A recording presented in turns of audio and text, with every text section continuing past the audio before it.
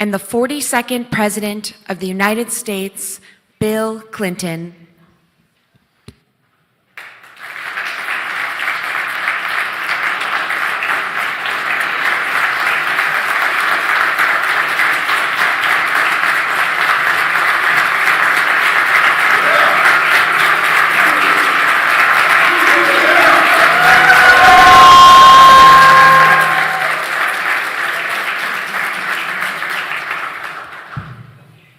Good afternoon, everyone. It's an honor to welcome President Clinton to Treasury today to mark the 30th anniversary of the establishment of the Community Development Financial Institutions Fund. President Clinton and I have a long-standing shared belief that increasing access to economic opportunity for people and places that historically have been underserved is crucially important, both as a matter of fairness and because it bolsters our country's economic strength. CDFIs play a key role in achieving this objective. They're better positioned than traditional banks to reach underserved communities and offer essential financial services, from home mortgages to small business loans. And over decades, we've seen them become an increasingly important part of the U.S. financial system. In 1997, there were fewer than 200 CDFIs nationwide. Now, there are more than 1,400, holding approximately $450 billion in assets. The CDFI Fund has been a key part of this story. Since its establishment, and across both Democratic and Republican administrations, it's provided more than $8 billion to CDFIs and mission-driven lenders, and $81 billion in tax credits to community development entities. In 2023, it awarded more assistance than in any other year in its history. And one analysis finds that every dollar the CDFI Fund invests catalyzes at least $8 more in private sector investment. Behind these numbers are significant impacts on the lives of Americans across the country, and that's been true for decades. But I'd like to focus today on what it's looked like under this administration. Thanks to the CDFI champions in Congress, like Senator Warner, Senator Crapo, and Congresswoman Waters, we've seen the largest ever single investment in CDFIs and also many other actions. When we came into office almost 4 years ago, we were in the depths of the COVID-19 pandemic. Thousands of Americans were dying each day, and the unemployment rate was 50% higher than it is now. Households faced the threat of evictions or foreclosures, and small businesses struggled to pay their bills. In response, our administration acted decisively to get workers and businesses the support they needed and to help communities begin investing for the long term. We worked through programs like the Rapid Response Program and the Emergency Capital Investment Program to deploy capital quickly and broadly and to reach low and moderate income communities. A CDFI in Arkansas supported purchasing a building to house a new family health clinic in a county with particularly poor health outcomes. A minority depository institution in Florida provided loans to a manufacturer in Puerto Rico, which became its municipality's largest employer. In Texas, a CDFI and MDI originated loans to consumers with no or limited credit history so they could avoid predatory lenders. These efforts helped drive a recovery that was not only historically fast, but was also historically inclusive. The record growth in new business applications included a surge in applications in Black and Hispanic communities. Black and Hispanic unemployment rates fell faster than in previous recessions and reached near historic lows. And the gap between urban and rural unemployment rates narrowed significantly. And CDFIs and the CDFI Fund didn't just play a crucial role in the recovery. As we recovered, they also helped tackle long-standing challenges to help drive economic growth. Last June, I announced that the CDFI Fund would provide an additional $100 million over the next 3 years to increase the supply of affordable housing. This $100 million will come from payments we're receiving from Emergency Capital Investment Program investments. So it's a creative way to make our dollars go further. And just last month, the CDFI Fund's Capital Magnet Fund awarded nearly $250 million to 48 organizations for the development of housing and community facilities. This will result in more than 26,000 affordable housing units.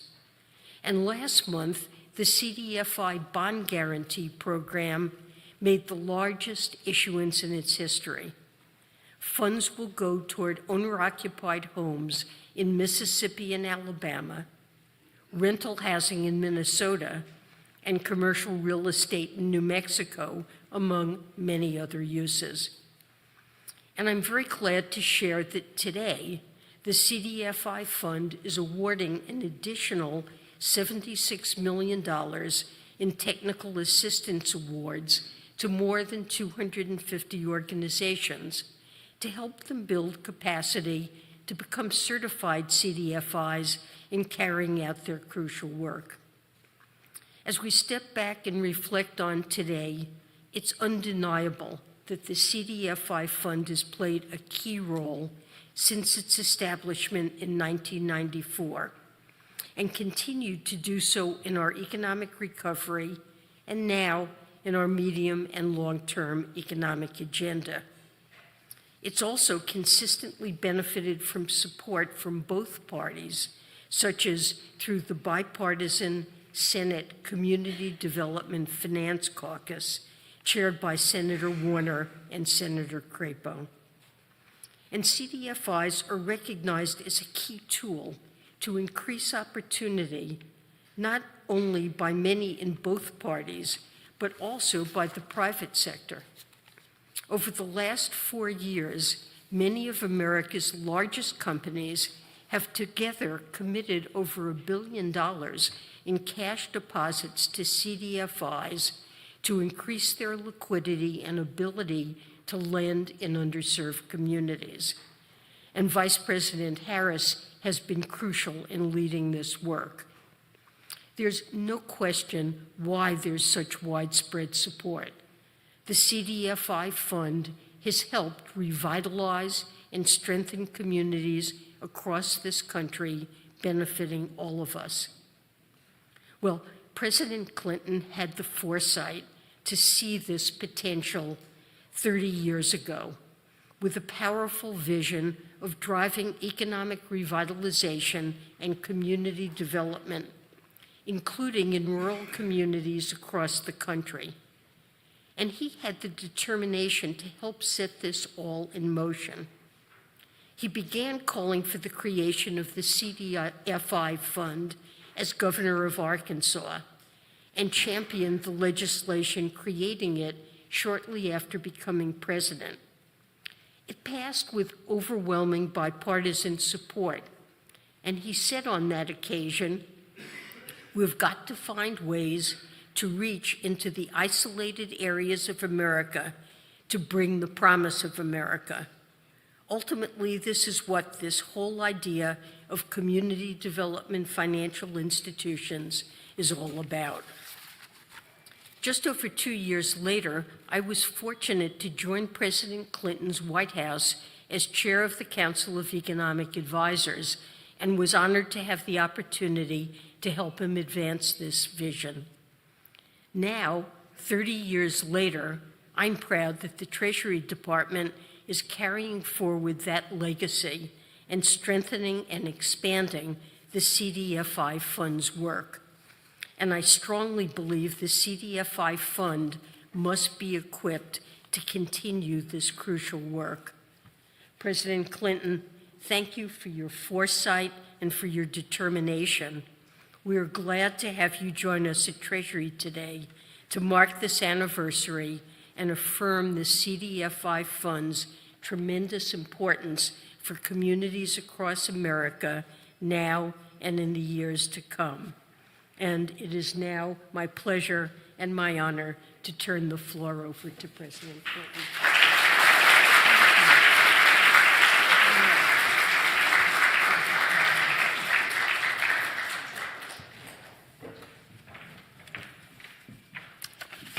Well, first, Secretary Yellen, thank you for inviting me back to the Treasury Department for this very important milestone and for letting my memory wander back over the years. I just have to say this, I was thrilled when you became Treasury Secretary. And I remember so many of the meetings we had when you were a member of and then chairman of the Council of Economic Advisors. And I wouldn't pass much muster today in the current political environment because I liked it when I had people working for me who disagreed with me. I liked being advised by people who knew more than I did about everything. And you were one. And you've been one great Treasury Secretary, and I thank you for it.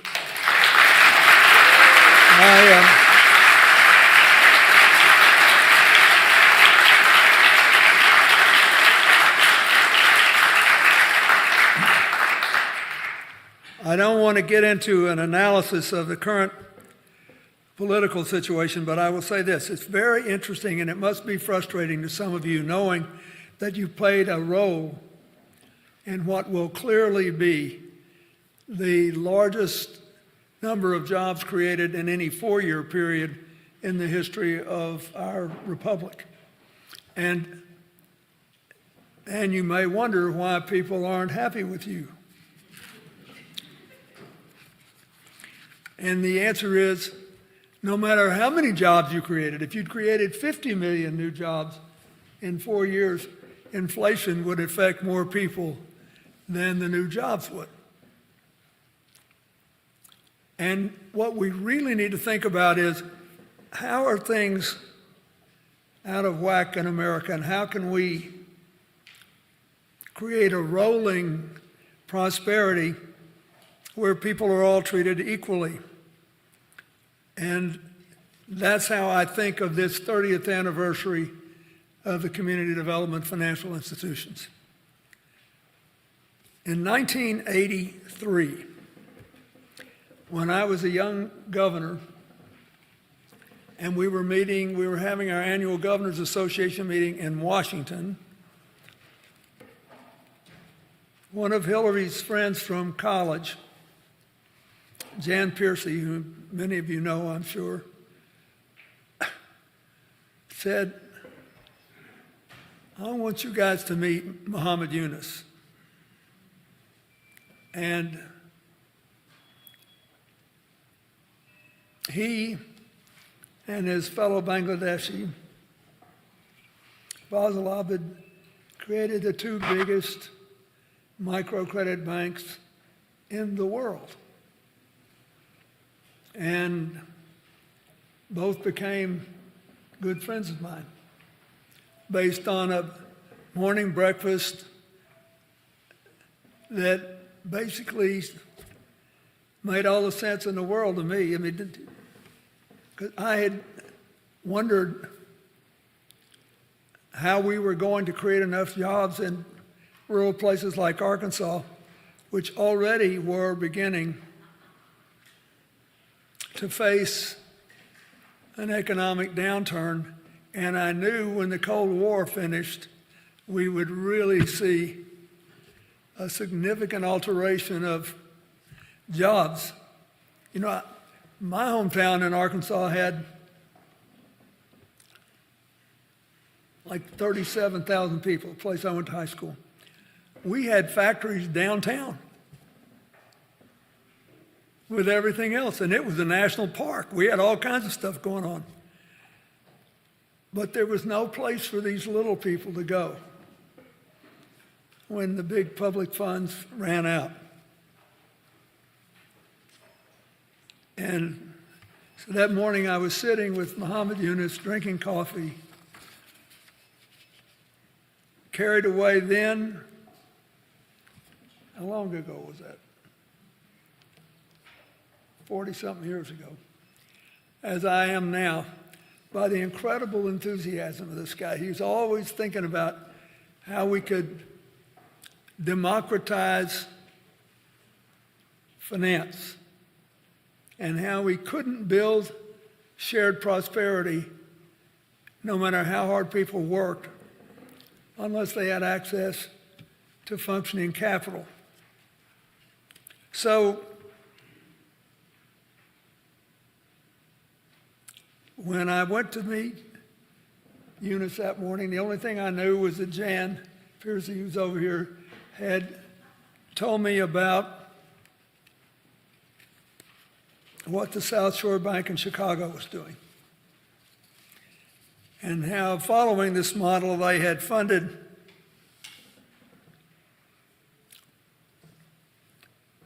Croatian electricians and black carpenters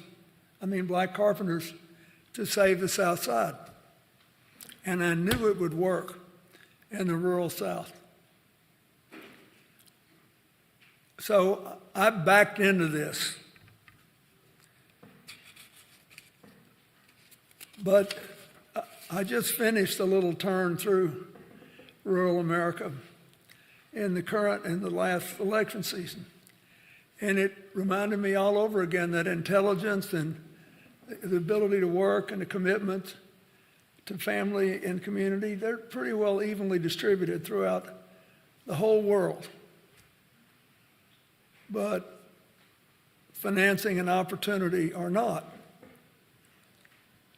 So the great thing that you have to deal with at Treasury, which is a fascinating problem, is how do you maximize the availability of things that otherwise would not be available without overdoing it and contributing to whatever inflationary trends have to be in the economy.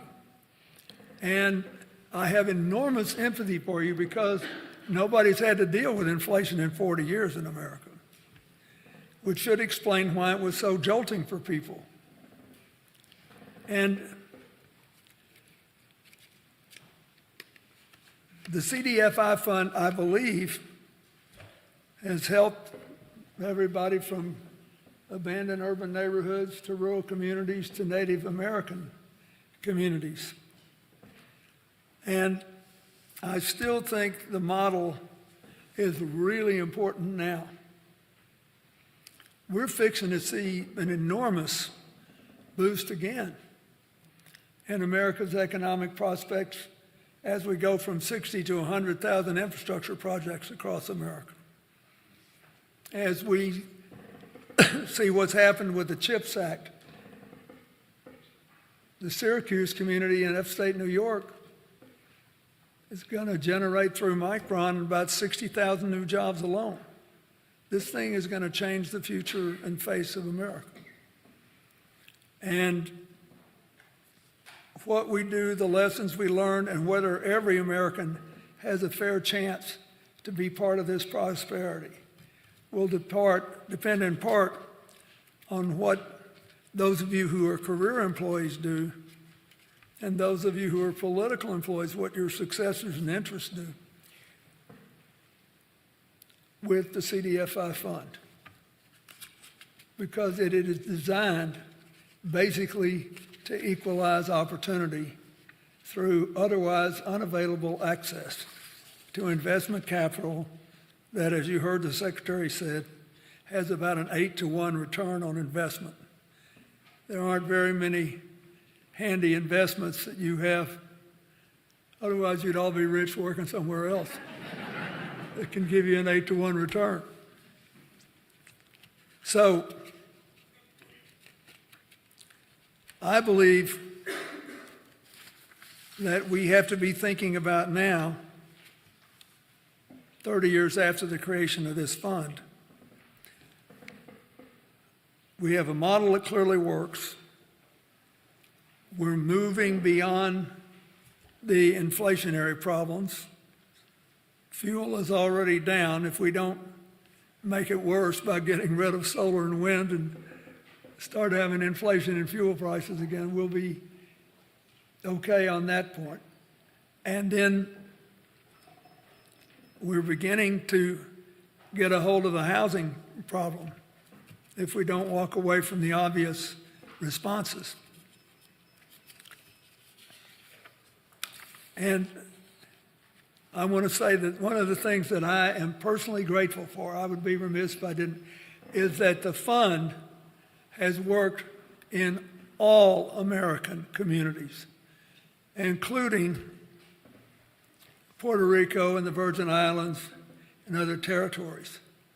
And that means a lot to me. My foundation has been heavily involved, especially since the hurricane season of 2017 in Puerto Rico and the Virgin Islands. And you don't have to have a new appropriation. You don't have to do anything. You just have to put the money in places where people can put it to work. And so I think the main point I want to make is that by any standard, this is a great success. It is a great success.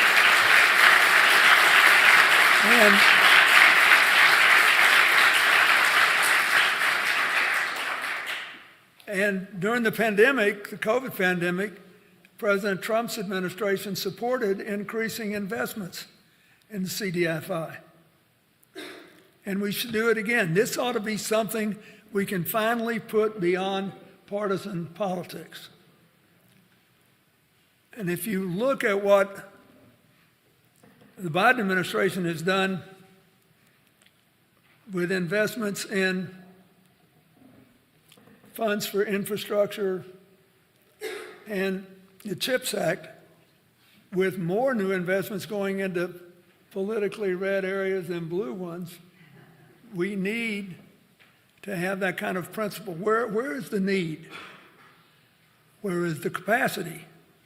Where the capacity meets the need, the tax dollars should go. And I just want to say to every one of you, I am very grateful for your service.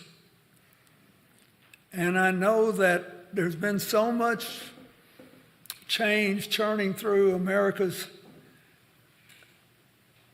social, political, and economic life. It has been disorienting. And I told a friend of mine the other night, who's not quite as old as I am, nobody is, it seems, anymore, but I said, you know, I always loved change because I found it fascinating. But I realized I had the equipment to sustain it. Not a lot of personal wealth. I was the least wealthy new president since Harry Truman. But through believing that thinking and working and innovating was a way we could all live. Most people don't feel they have that option. And if they're living with a lot of change, it's a burden after a few years, and it's a burden a significant number of Americans just want to lay down. And some of them may not understand that the price of laying down your burden of dealing with uncertainty may be the loss of liberty, the loss of options, the loss of prosperity. The CDFI is one place that Republicans and Democrats, liberals and conservatives have met now for all these decades to give ordinary citizens not pie in the sky, but practical power to make something of their lives. For all of you that have anything to do with it, I'm very grateful. And I hope that you will use this 30th anniversary year to acquaint more people with it. Because the only way we're going to get the price of housing down is to have more affordable housing. And the only way it's going to work is that somebody is able to actually afford what we say is affordable. This is all very practical, real-world stuff, but it will have an enormous amount to do with calming this country down and freeing people, thinking they've done right by their families, they've done right by their kids, they've done right so that they are now free to make the most of their work days. That's how I want you to see what you have done here. It is a great gift to America these last 30 years, but we are now in a position to do much, much more of it at the same time because we have places that are growing like crazy, but behind the growth, there are all these people that still can't get conventional bank loans, that all these needs can't be met. So go out there and celebrate this and say, here's something Democrats and Republicans have supported. Here's something that's people-centered, that's life-centered, that's about tomorrow, not about yesterday. Here's something we don't have to fight about. We are empowered to work together on. I'll always be grateful that you got me to have coffee with Muhammad Yunus that day, 42 years ago. I'm thrilled that he's even older than I am and he's in the saddle finally in Bangladesh. A battle that I helped him fight from time to time over the last decades. You just have to keep going. And Madam Secretary, I thank you for all the innovations, all the good ideas, but especially I thank you for this, because we have a chance to give people the power every day to change their children's futures and to minimize the amount of insecurity they have to live with and uncertainty. And I thank all of you for proving that service in this national government is a noble and good thing if you show up every day with your head on